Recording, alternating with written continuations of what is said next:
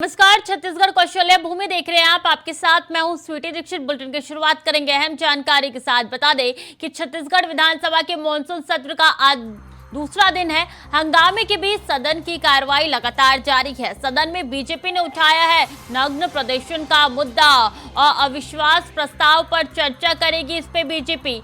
CM Baghel पेश करेंगे 2023-24 का अनुपूरक अनुमान। तो अहम जानकारी बता दें कि लगातार हंगामा हो रहा है। पहले दिन भी यही हंगामे की तस्वीर निकल के सामने आई थी, जब एक दिन बाद के लिए स्थगित कर दिया गया था ये सत्र। और ऐसे में सत्र की शुरुआत आज हो चुकी है। दूसरा दिन है सत्र की शुरुआत के बाद और ऐसे में लगातार बीजेपी हंगामा कर रही है। बीजेपी ने नग्न प्रदर्शन का मुद्दा उठाया है। इसी बीच बता दें कि सीएम भूपेश बघेल 2023-24 का अनुपूरक बजट जो है वो पेश करने वाले हैं। तो हंगामे के बीच सदन की कार्रवाई लगातार जारी है। बीजेपी लगातार हंगामा कर रही है और इस बीच सदन की कार्रवाई भी लगातार चल रही है। तो सीएम बघेल आज 2023-24 का अनुपूरक बजट पेश करेंगे।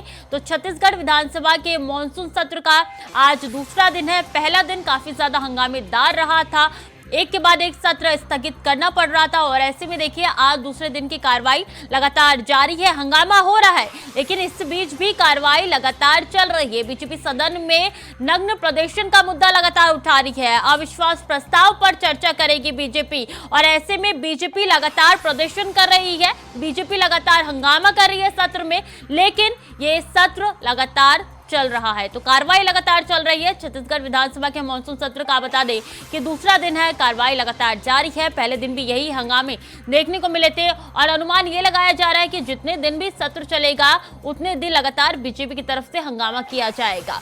कई मुद्दे हैं जो बीजेपी की तरफ से लगातार उठाए जाएंगे और ऐसे में पहला मुद्दा आज उठाया गया है वो नग्न प्रदर्शन का है। बीजेपी लगातार यही कह रही है कि बिल्कुल भी नहीं चलेगा और ऐसे में बीजेपी अविश्वास प्रस्ताव पर चर्चा भी कर सकती है। तो सीएम बघेल पेश करेंगे 2023-24 का अनुपूरक अनुमान। अहम जानकारी आप तक पहुंचा रहे हैं, जहां इस सत्र को लेकर लगातार हंगामा देखा जा रहा है। हंगामा हो रहा है बीजेपी की तरफ से, विपक्षी पार्टी हंगामा कर रही है तो वही सत्र चलने नहीं दे रही है, लेकिन इस हंगामे के बीच में भी सत्र लगातार जारी है। तो हंगामे के बीच में सत्र की कार्रवाई लगातार चल रही है। बीजेपी सदन में बीजेपी ने उठाया है नग्न प्रदर्शन का मुद्दा और ऐसे में हंगामे के बीच में कार्रवाई लगातार जारी है।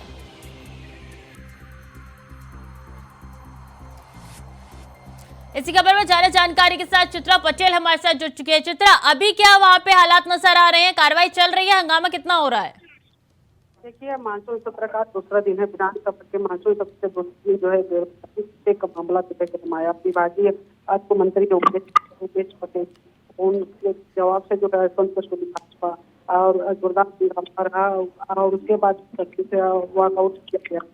और वही जो है विपक्ष से पूछा कि 22,000 लोगों को सरकार देने का जो विज्ञापन दिया गया था, 37,000 लोगों की भर्ती कैसे हो गई, कैसे हो गई, उसमें ने कहा कि 22,000 लोगों को जो है रोजगार मिला था।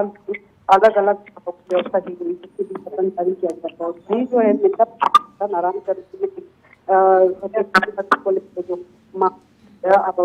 जो 10 लाख रोजगार देने की मोदी लगा रही है, लेकिन जोरदार हंगामा हुआ। वहाँ पर जो है जवाब से फिर से जो भाजपा संतुष्ट हुई और भाजपा के विधायक कल जो है जोरदार हंगामा कर नारेबाजी किए। और अजय चंद्राकर ने कहा कि पंजी बेरोजगारी पंजीयन के लिए जो पात्रता है वह क्या है, क्या उसमें कोई है, कोई सीमा है, तो उस पर मंत्री उमेश पटेल ने कहा। बिल्कुल, हंगामे के बीच में भी लगातार कार्रवाई जारी है। चित्रा, बहुत बहुत धन्यवाद आपका तमाम जानकारियों के लिए।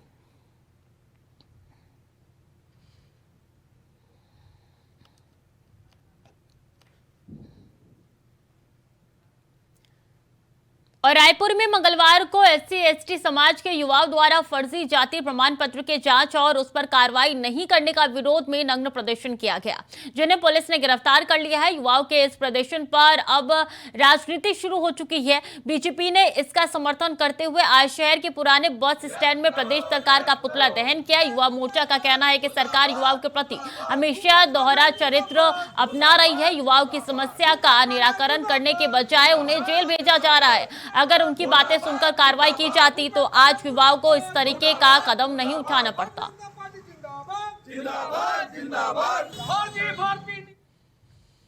तो वहीं विपक्षी पार्टियों के एकजुट होने पर सांसद सुनील सोनी ने तंज कसा है। सांसद सुनील सोनी ने कहा है कि इनकम टैक्स और ईडी से बचने के लिए एक समूह है। ये समूह जिन्होंने राज्यों और देश के पैसों को लूटा है। प्रधानमंत्री मोदी ने कहा है कि मोदी को कोई नहीं डरा सकता। पीएम ने तय किया है, ना खाऊंगा ना खाने दूंगा। जो लोग देश का पैसा लूट रहे हैं सबके ऊपर कार्रवाई होगी। ईडी और आईटी जीतेगा। वो इंडिया नहीं है। इनकम टैक्स और ईडी से बचने के लिए जो है एक समूह है, और ये समूह जो है जिन्होंने राज्य और देश के पैसे को लूटा है, और प्रधानमंत्री मोदी जी ने कहा है कि मोदी को कोई नहीं डरा सकता। ये शब्द को उन्होंने कहा है, तो ये प्रधानमंत्री मोदी जी को आप नहीं डरा सकते। और वो जो है उन्होंने तय किया है, न खाऊंगा न खाने दूंगा। और जो है वो जो लोग देश का पैसा लूट रहे हैं वो सबके ऊपर में कार्रवाई होगी और वो सब जेल जाएंगे। तो ये इंडिया जो है, ये समूह जो है, ये ईडी और आईटी के लिए बना हुआ समूह। कोरबा में भारी वाहनों के परिचालन से क्षतिग्रस्त हो रहे पानी के पाइपलाइन से आक्रोशित वार्ड नंबर 18 के लोगों ने डीएसपीएम प्लांट प्रबंधन के खिलाफ मोर्चा खोलते हुए मेन गेट पर तालाबंदी कर दी है। लोगों के प्रदर्शन के कारण प्रबंधन सख्ते में आ गया है। लोगों का आरोप है कि प्लांट के 2 नंबर गेट से भारी वाहनों का लगातार परिचालन हो रहा है, जिससे घरों में पानी की सप्लाई होने पे पाइपलाइन में टूट फूट हो रही है और घरों में पानी ठीक तरीके से नहीं आ रहा है। गौ के प्रदर्शन लोगों के प्रदर्शन को देखते हुए प्लांट के अधिकारी वार्ता के लिए बाहर भी आए। इस दौरान प्रदर्शनकारियों की उनके साथ नोकझोंक भी हुई। हालांकि वही प्रदर्शन कर रहे लोगों ने साफ कर दिया है कि अगर ठोस आश्वासन जब तक नहीं मिलते तब तक प्रदर्शन जारी रहेंगे।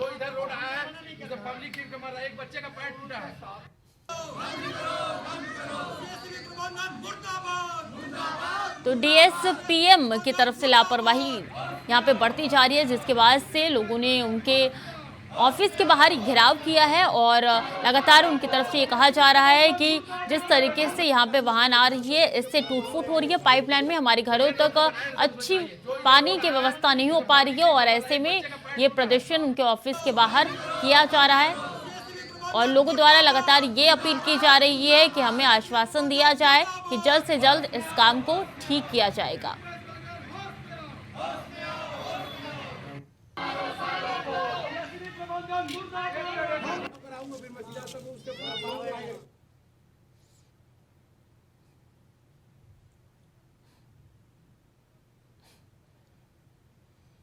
कोरबा के कुसमुंडा खदान में नियोजित ठेका कंपनी में कार्यरत एक मजदूर बाइक समेत पानी निकासी के बने नाला में गिर गया। काफी समय तक पानी में डूबे रहने की वजह से उसकी मौत हो गई। राहगीरों ने उसे निकालकर अस्पताल पहुंचाया, जहां डॉक्टरों ने प्रेस्क्रिप्शन के बाद उसको मृत घोषित कर दिया। नाराज सहकर्मियों ने काम बंद कर हड़ताल कर दी है। बाद में प्रबंधक द्वारा समझाया गया, उसके बाद 3.5 लाख रुपए मुआवजे के साथ ही पत्नी को नौकरी देने के आश्वासन पर मामला शांत हुआ।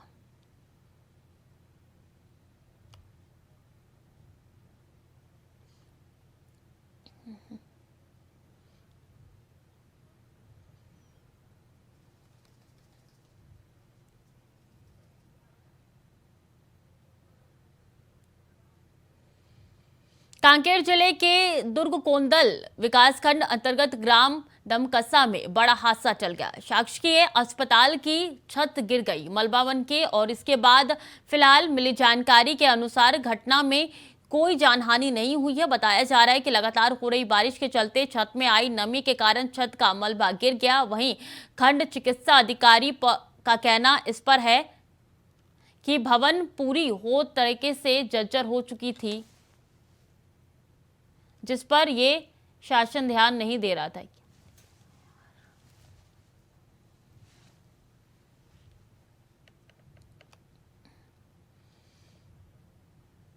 और भिलाई के वार्ड 29 खुर्सीपार क्षेत्र के शासकीय उचित मूल्य की राशन दुकानों के नियमित न खुलने की शिकायतों के बाद पार्षद पीयूष मिश्रा की मांग पर कलेक्टर ने खाद्य विभाग के अधिकारियों को जांच के लिए निर्देशित किया था, जिसके बाद खाद्य विभाग की टीम ने मौके पर पहुंचकर जांच की। जांच के दौरान स्थानीय रहवासियों ने बताया कि विगत 3-4 महीने से यहाँ की दुकान नियमित रूप से नहीं खुल रही थी और ऐसे में राशन दुकानों में जांच के दौरान ऑनलाइन स्टॉक और भौतिक स्टॉक में बड़ा अंतर पाया गया, जिसके बाद खाद्य अधिकारी जांच प्रतिवेदन बनाकर कार्रवाई की। पार्षद मिश्रा ने बताया है कि ये दोनों ही दुकानें निगम क्षेत्र के निर्वाचित पार्षदों के नाम से पंजीकृत है। नियम अनुसार कोई भी निर्वाचित पार्षद नगरीय निकाय में किसी भी शासकीय दुकान, चॉइस सेंटर या अन्य ऐसे कार्य जिसमें कि उसका आर्थिक हित हो, ऐसे कार्यों का संचालन नहीं कर सकता। ऐसे में पार्षद बर्खास्त भी किए जा सकते हैं।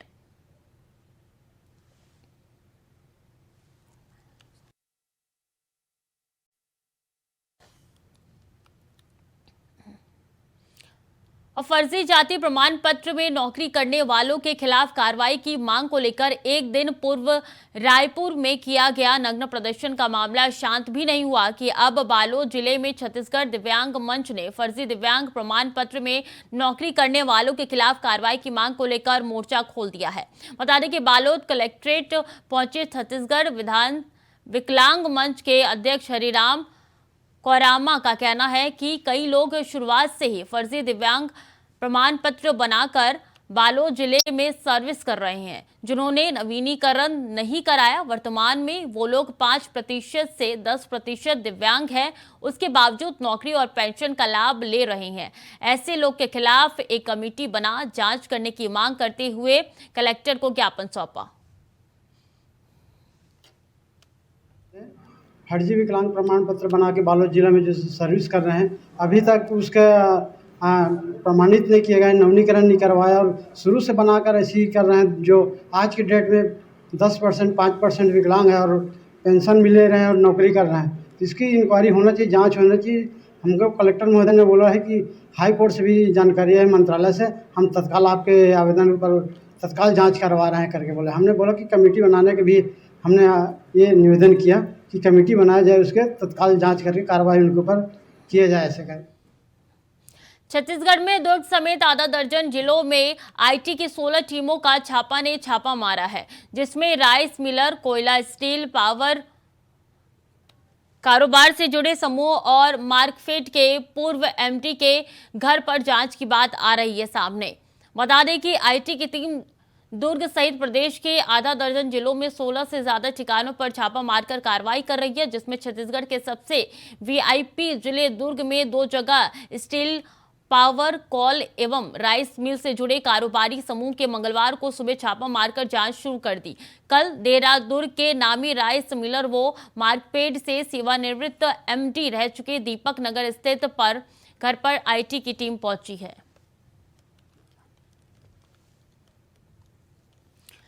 तो अलग अलग जगह छापेमारी हो रही है। सबसे पहुंच एरिया में भी छापेमारी लगातार आईटी की टीम कर रही है। ऐसे में 16 टीमें लगातार छापेमारी कर रही है, कार्रवाई आगे जारी है। दुर्ग के ही 2 स्थानों पर यह छापेमारी की गई, जिसमें राइस मिलर के सेवानिवृत्त यानी कि रिटायर हो चुके एमटी के पास भी ये छापेमारी की गई है। पूर्व एमटी है, उनके घर पर भी छापेमारी की गई है और लगातार अभी भी छापेमारी जारी है। 16 टीमें ऐसे हैं आईटी विभाग के जो लगातार अलग अलग जगह छापेमारी कर रही है। ऐसे में सबसे पहुंच इलाका दुर्ग बताया जाता है। दुर्ग के 2 जिलों में ये छापेमारी हो रही है, 2 जगह ये छापेमारी हो रही है और पूर्व एमटी के घर पे भी छापेमारी लगातार जारी है। तो आईटी विभाग जो है वो सक्रिय होते हुए नजर आ रहा है और इस संदर्भ में उनकी 16 टीमें बाहर निकली है छापेमारी करने के लिए। लगातार उनकी तरफ से छापेमारी की जा रही है। दुर्ग की बात की जाए तो वीआईपी एरिया माना जाता है ये, और यहाँ पे 2 जगह ये छापेमारी हो रही है, जिसमें से एक जगह पूर्व एमटी का भी है घर। इसी खबर पर ज्यादा जानकारी के साथ संध्या हमारे साथ जुड़ चुकी है। संध्या, अभी भी छापेमारी चल रही है क्या अपडेट है इसको लेकर? जी, अभी तक जो जानकारी प्राप्त हो रही है सूत्रों से, अभी भी छापे की कार्रवाई चल रही है और ये कार्रवाई लगातार चलेगी, क्योंकि जिस तरीके से इनपुट्स मिल रहे हैं लगातार, ये काफी लंबे चौड़े कारोबारों को लेकर के है। तो लगातार जो टीम पहुंची हुई है आईटी की, वो अलग अलग सूत्रों से छान करके जो जानकारी आ रही है उसके हिसाब से वो अलग अलग जगहों पे दबिश दे रही है। तो ये कार्रवाई हो सकता है 2 से 3 दिन भी चले। जी, कितनी जगहों पे ये दबिश दी जा रही है? अभी तक 2 ही तो नाम निकल के सामने आए हैं, लेकिन 16 टीमें छापेमारी कर रही है लगातार। जी, ये जो 16 टीमें हैं छत्तीसगढ़ के विभिन्न जिलों में पहुंची है, जिसकी एक टीम जो है दुर्ग जिले में भी पहुंची है। अभी तक जो 2 नाम साफ तौर पर सामने आ रहे हैं, एक राइस मिलर का नाम आ रहा है और दूसरा एक मार्केट के पूर्व अधिकारी रह चुका है, उनका नाम आ रहा है। ये दुर्ग जिले का अपडेट है और पूरे छत्तीसगढ़ की हम बात करें तो पूरी कार्रवाई 16 जगहों पर चल रही है। तो 2 का नाम तो आपने बता दिया, बाकी नाम जो बचे हुए हैं वो कहाँ कहाँ चल रहे हैं? क्योंकि दुर्ग अगर इलाके की बात की जाए तो वीवीआईपी इलाका ये माना जाता है। जी बिल्कुल, दुर्ग छत्तीसगढ़ की राजनीति में कांग्रेस में सबसे वीआईपी जिला है, क्योंकि मुख्यमंत्री सहित पूरे कैबिनेट मिनिस्टर दुर्ग जिले से आते हैं और सबका गृह ग्राम भी दुर्ग से जुड़ा हुआ, इसलिए जिसे वीआईपी जिले का दर्जा प्राप्त है। और हो सकता है जैसे जैसे जैसे ये जांच बढ़ती जाएगी और भी नाम इसमें जुड़ते जाएंगे, जो कि अभी स्पष्ट नहीं हो पा रहे हैं। जल्द ही हो सकता है कि ये नाम भी सामने आ जाएंगे। और जो 16 टीमें विभिन्न जिलों की बात करें तो रायपुर में है, बिलासपुर में है, इसके अलावा अन्य जिलों पे भी ये टीम पहुंची हुई है। जी। तो राइस मिलर के पूर्व एमडी बताए जा रहे हैं जिनके घर छापेमारी चल रही है, उनके घर के अंदर अभी इस वक्त कौन कौन मौजूद है? वो खुद मौजूद है क्या घर में? जी, अभी जिस तरीके से बातचीत चल रही है इस मामले में जानकारी तो प्राप्त नहीं हो पाई। जिस तरीके से राइस मिलर के घर की हम बात करें तो उनके घर टीम पहुंची है और जांच चल रही है। लगातार इनपुट्स आ रहे हैं, कुछ तस्वीरें भी सामने आ रही हैं, जिससे लगातार ये कंफर्म हो रहा है कि उनके यहाँ अभी रेड चल ही रही है। जी। कब से ये रेड शुरू हुई है संध्या? प्राप्त जानकारी के अनुसार ये रेड कल रात 9 बजे से शुरू हुई है। रात को विभिन्न 2 गाड़ियों में आईटी की टीम जो है पहुंची उनके निवास पे, दुर्ग के दीपक नगर स्थित निवास पे पहुंची है मिलर के यहाँ, और तब से कार्रवाई चल रही है। बहुत बहुत धन्यवाद संध्या आपका तमाम जानकारियों के लिए। और छत्तीसगढ़ के डिप्टी सीएम टीएस सिंहदेव का हमारे सहयोगी तिलक चावला ने एक्सक्लूसिव इंटरव्यू लिया, जिसमें उन्होंने कई अहम सवालों के जवाब दिए, जिसमें प्रदेश में शराबबंदी के साथ डिप्टी सीएम पद के बाद आगे कौन सी उपलब्धि हासिल करने वाले हैं उसके बारे में भी बताया। वहीं साथ ही उन्होंने सीएम भूपेश बघेल पर और क्या कुछ कहा, आइए आपको सुनाते हैं। एक बार कांग्रेस की सरकार, जिसके आज के दिन मुखिया भूपेश बघेल हैं और कल के दिन भी अगर उनको बनाया जाता है तो हमारे कप्तान भूपेश बघेल बनेंगे। इसके पहले भी जब चुनाव के पहले शराबबंदी की बात आई थी जी, तो विशेष करके महिलाओं के कुछ समूह इसमें काफी एक्टिवली प्रोटेस्ट कर रहे थे जी, और शराबबंदी हो ऐसा करके बड़ा माहौल राज्य में था। और उस समय भी जब बात आती थी तो मेरी जो निजी राय थी वो यही थी कि ये कठिन है इसको करना सर। और दूसरा, छत्तीसगढ़ में ट्राइबल एरिया भी है जी। 145 अगर जनपद हैं तो उसमें 86 जनपद हैं, 85 जनपद हैं 146 में, जो कि ट्राइबल हैं जी। और आदिवासी समाज में सरकार के नियमों के अनुरूप भी 5 लीटर तक शराब बनाना और रखने का कानूनी प्रावधान था। और ट्राइबल समाज को मैं बिल्कुल इस पक्ष में नहीं हूं कि उनके जो चलन है, उनके जो सामाजिक व्यवस्थाएं हैं उसमें दखल दिया जाए। स्वयं से वो सेवन ना करें शराब का तो अलग है, वरना ऊपर से थोपना नहीं चाहिए। बनेंगे कि नहीं ये हाई कमांड चाहता है। दिल पे भी हाथ रख लेता हूँ, आपने अगर कहा जी, बनना चाहते हो कि नहीं जी, मेरे लिए बहुत गौरव की बात होगी, गर्व की बात होगी अगर कभी ऐसा मौका मिले। और छत्तीसगढ़ के बलौदाबाजार जिले से बड़ी खबर आ रही है। बलौदाबाजार जिले के सुहेला थाना क्षेत्र के हिरमी गांव स्थित अल्ट्राटेक सीमेंट फैक्ट्री में ब्लास्ट हुआ है। ब्लास्ट इतना भयानक था कि काम करने वाले मजदूरों के चिथड़े उड़ गए। बताया जा रहा है कि संयंत्र के लाइन 2 में काम चल रहा था। इसी बीच एलपीजी सिलेंडर ब्लास्ट हो गया, जिसमें 3 मजदूरों की मौके पर ही मौत हो गई, जबकि 2 लोग गंभीर रूप से घायल बताए जा रहे हैं।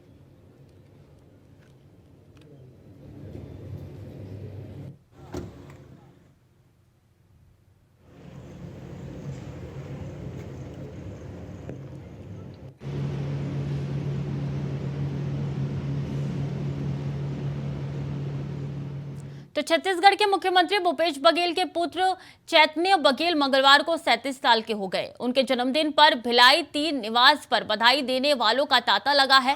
दुर्ग संभाग सहित प्रदेश से कई कांग्रेस नेता वहां पहुंचे और जन्मदिन की बधाई दी। इस मौके पर कुछ कार्यकर्ताओं ने चैतन्य को टमाटर से तोड़कर तुलादान किया और जन्मदिवस की बधाई दी। अरे उसको कम करना है।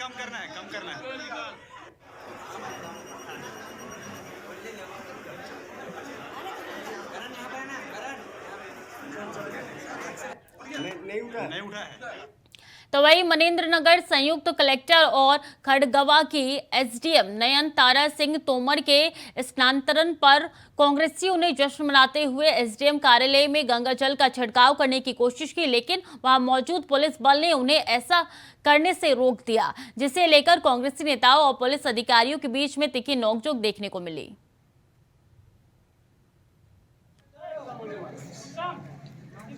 वकील साहब, रायपुर के विधानसभा रोड पर SC/ST युवाओं के निवस्त्र प्रदर्शन पर बीजेपी ने राज्य सरकार को घेरा है। इस मामले को लेकर बीजेपी ने अंबेडकर चौक से राजभवन तक मार्च किया। इसके बाद राज्यपाल को ज्ञापन सौंपकर राज्य सरकार को बर्खास्त करने की मांग की। इस मार्च में सांसद सुनील सोनी, सीनियर विधायक बृजमोहन अग्रवाल, अजय चंद्राकर, धर्मलाल कौशिक, संजय श्रीवास्तव समेत बीजेपी के नेता शामिल हुए। अंबेडकर चौक पर सरकार के खिलाफ जमकर नारेबाजी की गई। की क्या स्थिति है, कर्मचारियों को और जो सभी वर्ग के लोगों को अपनी बात कहने के लिए इस स्तर तक जाना पड़ रहा है, इस तरह का उन्होंने बयान दिया। और जब इस संबंध में हमने तो फिलहाल के लिए बुलेटिन में इतना ही। खबरें लगातार जारी है, देखते रहिए इंडिया वॉइस।